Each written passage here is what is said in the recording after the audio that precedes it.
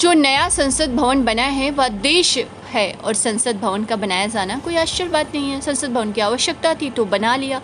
लेकिन जो 28 तारीख को संसद भवन का उद्घाटन हुआ उसमें देश के प्रथम नागरिक वो भी आदिवासी समाज की महिला द्रौपदी मुर्मू जी को ना बुलाया जाना, उपराष्ट्रपति को ना बुलाया जाना एक तरह से संविधान की उपेक्षा है। उक्त बातें डॉक्टर लालती देवी पूर्व प्रदेश अध्यक्ष महिला कांग्रेस ने अपने आवास पर बातचीत में कही है। उन्होंने कहा कि संवैधानिक प्रक्रिया जो हमारा लोकतंत्र है कहीं न कहीं इसकी अनदेखी की गई है। ऐसा क्या कारण था कि राष्ट्रपति उपराष्ट्रपति को नहीं बुलाया गया और उनका संदेशा पढ़ा गया।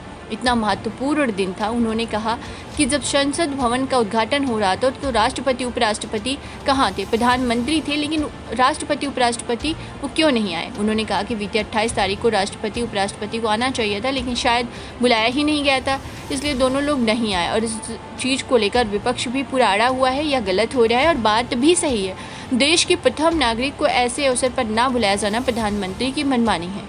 आजमगढ़ से मोहम्मद उबैद खान की रिपोर्ट। मैडम, सबसे पहले अपना परिचय दीजिए।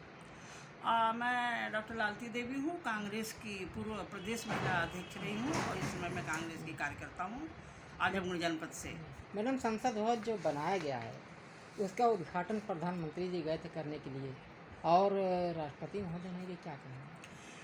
संसद भवन बना है वो देश का है, और संसद भवन का बनाया जाना कोई आश्चर्यजनक बात नहीं है। संसद भवन की नए संसद भवन को बनना था, उसकी आवश्यकता थी, बना। लेकिन जो 28 तारीख को संसद भवन का उद्घाटन हुआ उसमें देश के प्रथम नागरिक और वो भी आदिवासी समाज की महिला थी महामहिम द्रौपदी मुर्मू जी को न बुलाया जाना, उपराष्ट्रपति को न बुलाया जाना, एक तरह से ये हम कहते हैं संविधान की उपेक्षा है।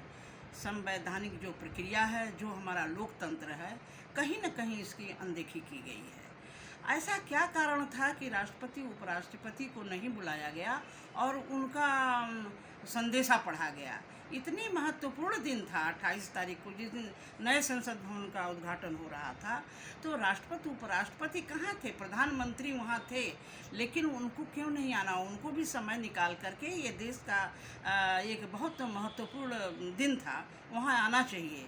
लेकिन उन दोनों लोगों को शायद बुलाया ही नहीं गया है, इसलिए वो दोनों लोग नहीं गए हैं। और इस चीज़ को लेकर विपक्ष भी पूरा अड़ा हुआ है कि ये गलत हो रहा है। और बात भी सही है कि देश के प्रथम नागरिक को ऐसे महत्वपूर्ण अवसर पर न बुलाया जाना, ये तो प्रधानमंत्री की मनमानी है और उनके अनुसार है। और जिस तरह से वहाँ पर सिंगोल का प्रदान करना और 40 तमिल ब्राह्मणों को बुला कर ला कर के पूजा करना और उनको ये करना, ये तो राजशाही का निशान है। और राजशाही नहीं है, राजतंत्र नहीं है, ये लोकतंत्र है। और लोकतंत्र में इस तरह का व्यवहार करना, तो ये तो कह लीजिए कि प्रधानमंत्री जैसे अपने मन की बात करते हैं, तो यहाँ पर भी उन्होंने अपने मन की बात की है। उन्होंने किसी का नहीं सुना है, न नियम का सुना, न कोर्ट का सुना, न कचहरी का सुना, न सांसदों का सुना, न हमारे पूरे विपक्ष जो था। और इसके बावजूद भी जो बुद्धिजीवी थे, जो बड़े बड़े लायर थे, जो बड़े बड़े विद्वान थे, जो चाहते थे कि नहीं यहाँ ऐसा होना चाहिए, उन सब की बातों को उन्होंने एक दरकिनार करके उन्होंने अपने मन की बात की, अपने मन की संतुष्टि के लिए उन्होंने जो काम किया है, ये बहुत ही हमारा ये कहना है कि जो ये काम किए हैं ये बहुत गलत है, ऐसा नहीं होना चाहिए। भारतीय जनता पार्टी आरएसएस की जो है उसके इशारे पर चल रही है, जो हिंदू राष्ट्र की स्थापना के लिए जो जी जान लगा रहे हैं, उसकी वो समझ लीजिए कि उसकी स्थापना कर दिया उन्होंने। और सबसे बड़ी बात, जो वीर सावरकर को पूरी दुनिया जानती है, पूरा देश जानता है, जिन्होंने अंग्रेज़ों से माफ़ी मांगा था, अंग्रेज़ों की दलाली किया था, उस व्यक्ति का उस दिन मनाया जाना, जन्मदिन मनाया जाना, ये क्या संकेत करता है?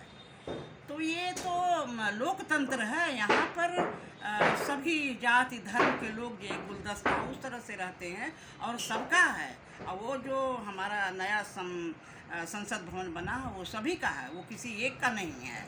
इसलिए इस तरह की भावना करना और ये गलत है और लोकतंत्र के खिलाफ है। मोदी ने बिल्कुल गलत किया है। हम लोग इस चीज़ का हम कहते हैं कि उनको ऐसे अवस्था में तो उनको प्रधानमंत्री पद से इस्तीफा दे देना चाहिए और इस तरह से लोकतंत्र नहीं चल सकता है और न देश चल सकता है।